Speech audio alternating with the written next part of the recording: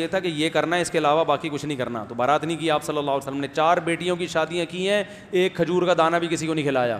اور اپنی جب بھی شادی کی ہے ہمیشہ آپ صلی اللہ علیہ وسلم نے ولیمہ کیا ہے, کھانا کھلایا لوگوں کو. تو اسلام میں ولیمہ ہے, بارات نہیں ہے. پھر یہ اتنا لمبا چوڑا ہوا, یہ تو پورا معاشرتی علوم کا پیپر ہو گیا. جائیداد کے بارے میں, ماں باپ کے بھائی سے کوئی حصہ مانگے, بھائی کا حصہ دے کر تعلقات ختم کر دیں. بھائی والدین کے انتقال کے بعد اگر بڑا بھائی جائیداد پہ قبضہ کر کے بیٹھا ہوا ہے تو حرام ہے, ناجائز ہے. چھوٹا بھائی کو حصہ مانگنے کا پورا حق حاصل ہے. اگر وہ حصہ مانگتا ہے, اس پہ بڑے کا میٹر گھومتا ہے تو اس کو گناہ ملے گا, چھوٹے کو گناہ نہیں ملے گا. اگر بڑا بھائی تعلقات ختم کر دیتا ہے تو تعلق ختم کرنے کا گناہ بڑے کو ملے گا, چھوٹے کو نہیں ملے گا. تو حصہ لے لیا کرو. بڑے کو چاہیے یہ نوبت آنا ہی نہ دے, خود ہی دے دے حصہ. دیکھو بڑے بھی جو ہے نا اسلام میں, جب والدین کے بھی حقوق ان لمیٹڈ نہیں ہیں, اس کی بھی کچھ حدود ہیں, تو بڑے بھائی کے بھی تو کچھ ہوں گے نا حدود. میں والدین کے حقوق بہت زیادہ بیان کرتا ہوں, لیکن ایک چیز والدین میں بھی دیکھنے میں آ رہی ہے. بعض گھروں میں یہ ہو رہا ہے کہ بچے کی شادی ہوئی, اماں ہیں, بہت اچھی بات ہے. اب بچہ بیوی کو اکیلے کہیں گھمانے لے جا ہی نہیں سکتا, اماں ناراض ہوتی ہیں اس پہ. تو اب بتاؤ گھروں میں لڑائی ہوگی کہ نہیں ہوگی؟ ٹھیک ہے اکثر اماں کو بھی لے کے جاؤ, لیکن کبھی کبھار تو اس بیگم کو اکیلے بھی لے جانا حق بنتا ہے کہ نہیں بنتا؟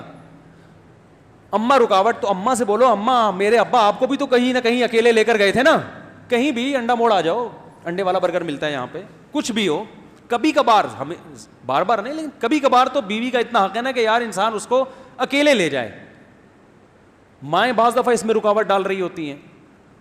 تو اچھی ماں جو گھر داری چاہتی ہے وہ تو خود بچوں کو کہتی ہے کہ بیٹا کبھی کبھار اپنی بیگم کو اکیلے بھی کہیں لے جایا کرو. ہر عورت کی یہ خواہش ہوتی ہے کہ کہیں اکیلے گھومنے جائے اپنے میاں کے ساتھ, کوئی بوائے فرینڈ کے ساتھ تھوڑی جا رہی ہے.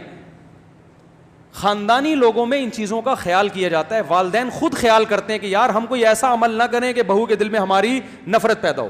وہ خود دبا کے جب رکھو گے نفرتیں پیدا ہوں گی تو پھر کہتے ہیں ہماری بہو تو ہمیں مانتی نہیں ہے, لڑائیاں ہو رہی ہیں.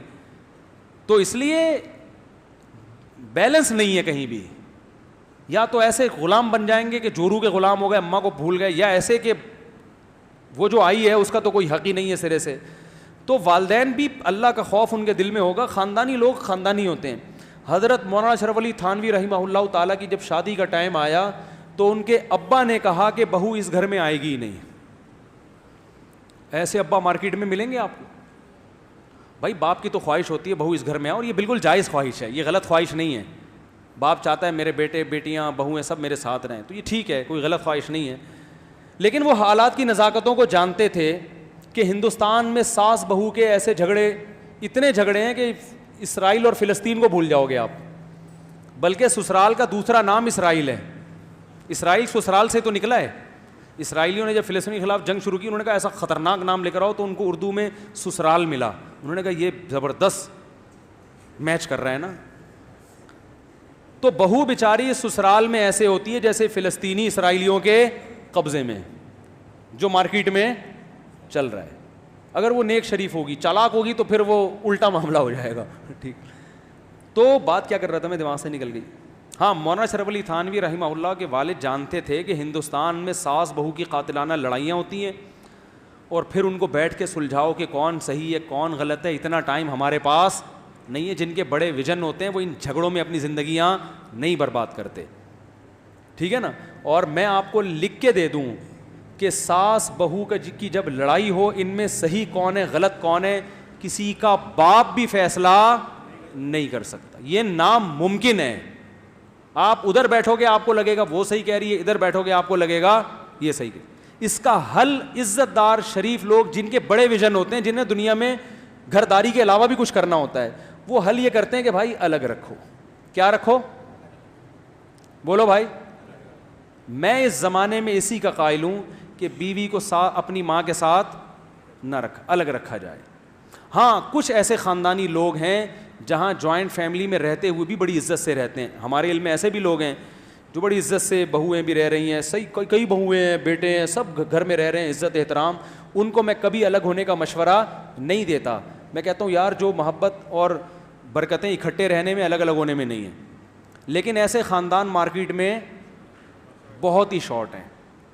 جو عمومی ماحول چل رہا ہے ایک لامتناہی لڑائی، تانے کوسنے، اور جو عورتوں کی جو چالاکیاں، جو میرا بیان نہیں سن رہی یار، بار بار یہ بات کرتا ہوں میں، وہ ایسی چالاکیاں ہیں کہ آدمی سمجھ ہی نہیں سکتا.